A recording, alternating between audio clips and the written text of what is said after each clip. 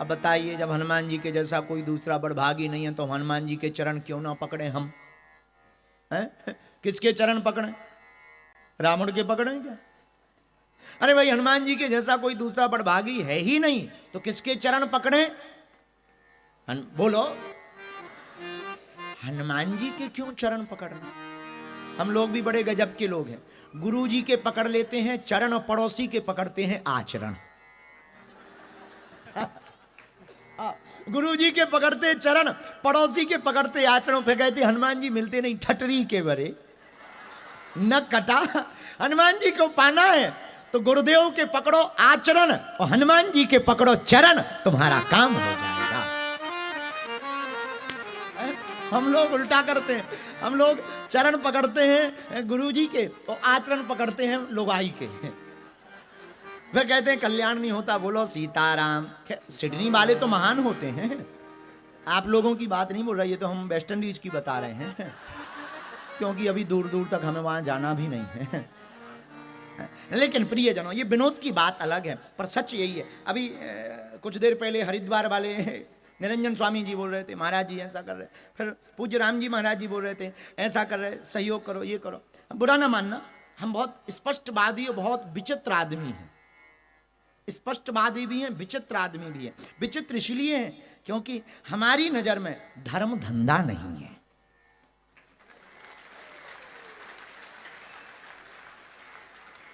इसीलिए बागेश्वर धाम पर बहुत लोग आते। हाँ, वो विषय अलग है कि हम सबका सम्मान करते हैं, लेकिन हमने अपने बागेश्वर धाम पर एक भी कुर्सी सोफा नहीं डाला, क्योंकि कोई वीआईपी हमारी नजर में है ही नहीं।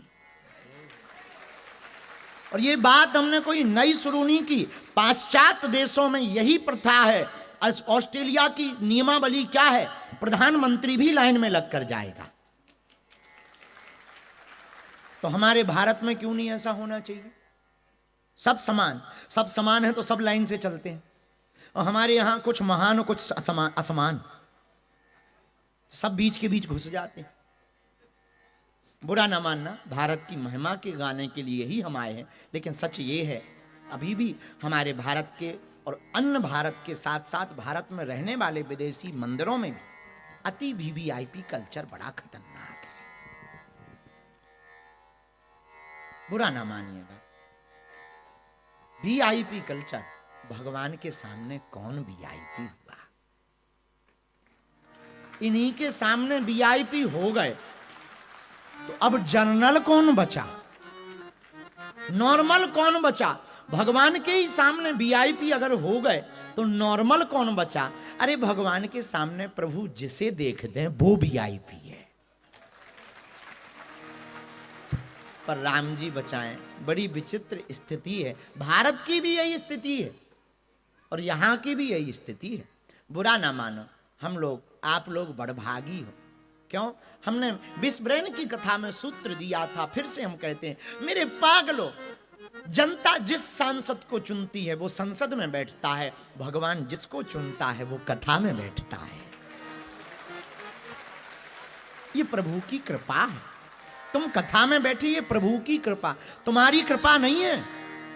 तो तुम सोचो, हाँ गुरुजी हमने तो टाइम निकाला ठटरी के बारे, तुमने क्या खाक टाइम निकाला? हमने टाइम निकाला। एक आदमी हमें दिन में मिला यहीं पर, और सिडनी वाले तो महान ही हैं, ऊंचे ही होते हैं, ऊंचे ऊंचे। एक आदमी मिला, गुरुजी हम तो 2 दिन से आपके लिए ही टाइम निकाले हैं। हमने कहा ठटरी के बारे न कटा। बोले ऐसा क्यों बोल रहे हैं? हम कहा तुम टाइम 2 दिन से निकाले कि हम थैंक यू हम तुमको बोले कि तुम हमको थैंक यू बोलो। हैं? हद हो गई यार। आदमी देखो कितना गजब का है, मतलब हम फ्री नजर आ रहे हैं, जैसे हमारे तो बाल बच्चे ना हो गए तो हम अपनी लुगाई को घुमाने आए हों। क्या गजब के आदमी, धन्य है सिडनी वालों। अब वो अगर यहीं बैठा भी हो तो I am very very not sorry. हाँ, क्योंकि ये गुनाह थोड़ी है, रियलिटी है। लोग हमसे कहते हैं कि आप बहुत मुंह पर बोल देते हो। अब हम ही सत्य ना बोलें तो सत्य बोलेगा कौन? सत्य बोलेगा कौन? इसलिए मेरे पागलों, ये हमारी कृपा नहीं है कि हमने टाइम निकाला, ये प्रभु की कृपा है कि उसने हमें पात्र समझा और उसने हमें इस लायक बनाया। कर्जदार रहूंगा उम्र भर सदा उसका, जिसने हम पर कृपा। इसलिए मेरे पागलों, तुम बड़भागी हो। हनुमान जी भी बड़भागी, बड़भागी अंगद हनुमान, बड़भागी हो, तुम्हें प्रभु की कथा मिली। बुरा ना मानना सिडनी बालो, आज तुम्हारे पूर्वज भी ऊपर बैठे बैठे मुस्कुरा रहे हो। हमारे वंश में एक ऐसा पूत हुआ, एक ऐसी बेटी हुई जो भगवान की कथा सुनकर हमारा भी उद्धार करवा रही है। ये सौभाग्य है, सबको नहीं मिलता। अच्छा, सिडनी में जैसे यहां पर हजारों लोग रहते भारतीय, हाँ जी या ना जी, जोर से बोलो। हजार क्या लाख बोले, लाख में रहते होंगे, पर क्या सब बैठे? क्योंकि सबको टिकट नहीं मिली। एक कारण तो ये भी है, टिकट पे बड़ी मारा मारी, पर दूसरा कारण भी है। पूछो क्या? भगवान ने सबको नहीं चुना। जिसको चुना है वो बैठा है, जिसको भगवान ने चुना। इसलिए मेरे पागलों, तुम भी हनुमान जी की चरण पकड़ो। किसके चरण पकड़ो? जोर से बोलो, हनुमान जी के चरण पकड़ो। एक बात और बुरा ना मानना मेरे प्रियजनों, आपको निर्णय करना पड़ेगा, तुम अन्न के भक्त हो या अनन्न के भक्त हो। अन्न के भक्त हो या अनन्न के भक्त। आज की कथा का सूत्र, पहला सूत्र, हमको जिंदगी में अन्न का भक्त नहीं, अनन्न का भक्त होना चाहिए। अनन्न का मतलब जानते हो क्या होता है? अनन्न का मतलब अन्न ना, एक ही, केवल एक ही साधे सब सधे, सब साधे सब जान। एक हमने बहुत पहले तर्क दिया था, 20 किलो मेढक तोलना हो। मेढक जानते हो? मेढक जानते हो? जो टर्र टर्र करता है। तो 20 किलो मेढक तोलना हो तो क्या करें? तुम अगर 20 किलो मेढक तोलने के लिए तराजू पर मेढक रखोगे तो कितने के पैर पकड़ोगे? एक ना एक उचट ही जाएगा। और 20 किलो अगर मेढक तोलना है तो एक काम करो, 20 किलो का एक मेढक खोजो, उसी के पैर पकड़ करके रखो, वजन भी हो जाएगा और उचकेगा भी नहीं।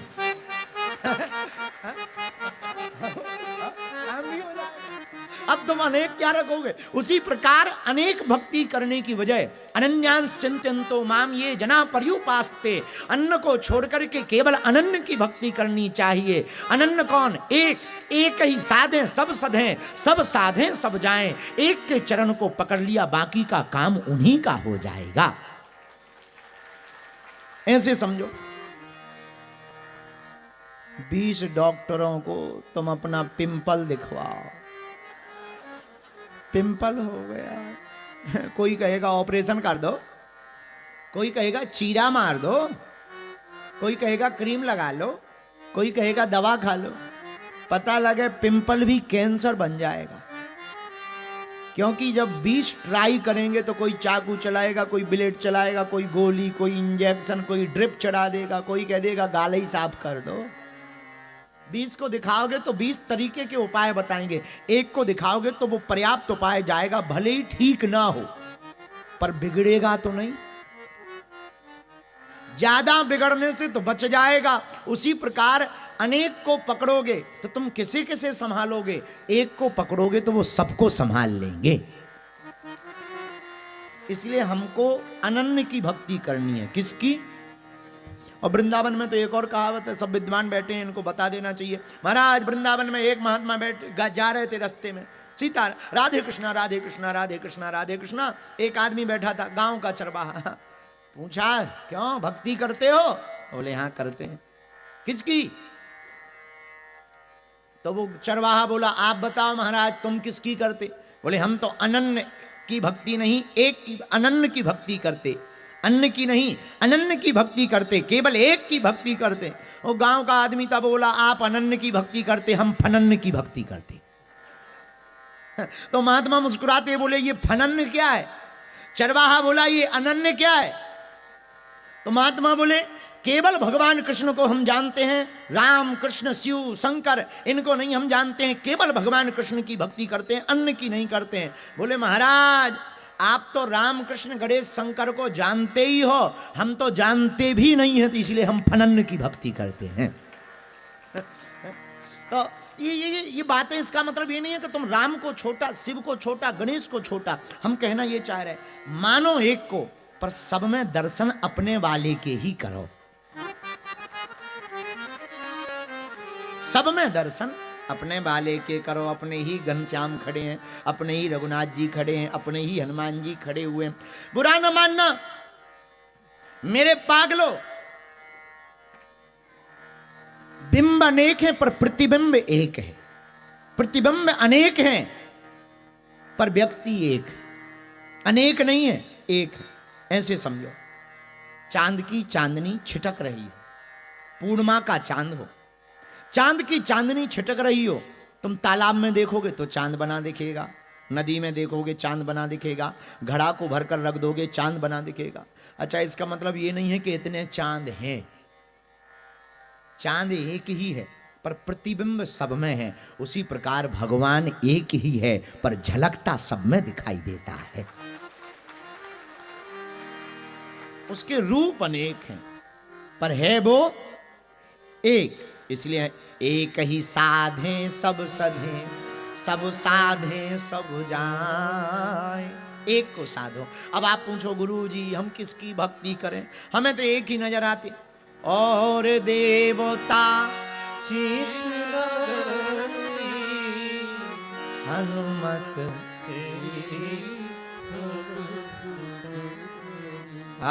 हनुमत। इसलिए हमको अनन्य की भक्ति करनी चाहिए। किसकी भक्ति? अनन्य की। अनन्य का मतलब समझ गए? अनेक की नहीं। जोर से बोलो, अनेक की नहीं, एक की भक्ति करनी।